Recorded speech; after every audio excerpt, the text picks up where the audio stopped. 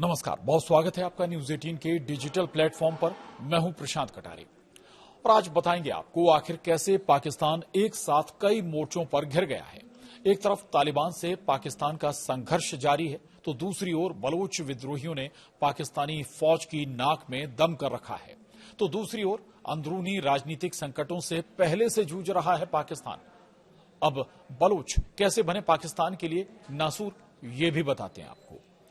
दरअसल पाकिस्तान में इस वक्त हालात ऐसे हैं कि फौज के छक्के छूटे हुए हैं।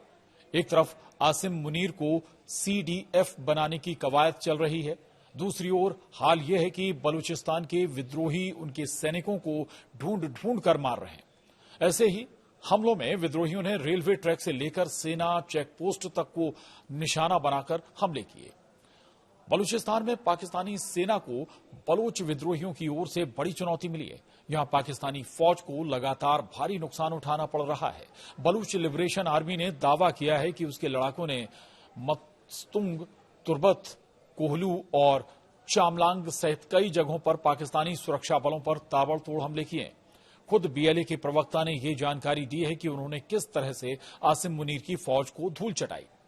BLA के प्रवक्ता जियंद बलूच के मुताबिक 1 दिसंबर को मस्तुंग के दश्त इलाके में जालो गंडन के क्षेत्र में रेलवे ट्रैक की सफाई कर रही पाकिस्तानी सेना की टीम पर घात लगाकर हमला किया गया। इस हमले में 2 जवान मौके पर ही मारे गए, जबकि एक घायल हालत में किसी तरह बच निकला।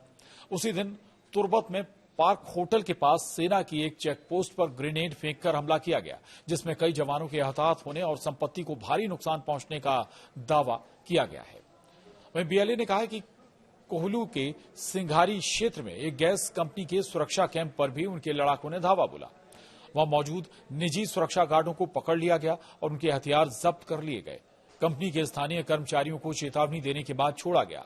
चामलांग के ट्रिपल मोड़ पर एक कोयला कंपनी के सुरक्षा कैंप पर भी इसी तरह की कार्रवाई की गई। वहां भी हथियार कब्जे में लिए गए और स्थानीय कर्मियों को धमकी देकर रिहा कर दिया गया। संगठन ने शोषणकारी कंपनियों से जुड़े सभी लोगों को चेतावनी देते हुए कहा है कि वे इन कंपनियों को किसी भी प्रकार की सुरक्षा या मदद देना बंद करें, नहीं तो वे खुद इसके परिणाम भुगतेंगे। अब बलूचों के ताबड़तोड़ हमलों से त्रस्त है पाकिस्तानी फौज। आपको बता दें कि इससे पहले सोमवार को BLA ने दावा किया था कि 28 से 30 नवंबर के बीच हुए 29 हमलों में 27 पाकिस्तानी सैनिक मारे गए और 17 से ज्यादा घायल हुए। BLA ने यह भी कहा कि ग्वादर के पसनी क्षेत्र में कोस्ट गार्ड कैंप पर ग्रेनेड लॉन्चर से हमला किया गया। वहीं जिवानी इलाके में सैन्य खुफिया एजेंसी से जुड़े लोगों को रिमोट कंट्रोल IED से निशाना बनाया गया जब वे वसूली कर लौट रहे थे। विस्फोट में एजेंसी के 3 सदस्य मारे गए और 2 गंभीर रूप से घायल हो गए। अब आपको बता दें, पाकिस्तान का सबसे बड़ा राज्य है बलूचिस्तान और बलूचिस्तान इस वक्त आजादी की लड़ाई लड़ रहा है। बलूचिस्तान पाकिस्तान का सबसे बड़ा राज्य है और 44% हिस्सा ये पाकिस्तान का कवर करता है। यानी आप अंदाजा लगा सकते हैं कि पाकिस्तान का जो 44% हिस्सा है वो केवल बलूचिस्तान है। वहीं जर्मनी के आकार का होने के बावजूद यहां की आबादी सिर्फ 1.5 करोड़ है, जर्मनी से 7 करोड़ कम। बलूचिस्तान में तेल, सोना, तांबा और अन्य खदानों से ये पूरा इलाका बेहद संपन्न है और इन संसाधनों का इस्तेमाल कर पाकिस्तान अपनी जरूरतें पूरी करता रहा है और अभी भी कर रहा है। लेकिन इसके बाद भी ये पूरा जो इलाका है वो पिछड़ा हुआ है, किसी भी तरह के विकास के कार्य यहां पर नहीं हुए हैं। दूसरी तरफ बलूचों पर लगातार दमन की कार्रवाई पाकिस्तान करता रहा है और यही वजह है कि बलूचिस्तान में पाकिस्तान के खिलाफ नफरत लगातार बढ़ती चली जा रही है।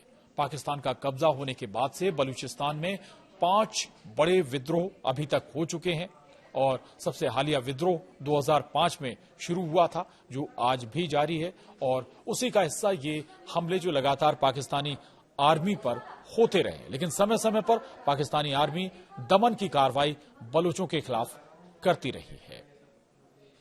आज के लिए इतना ही। नमस्कार।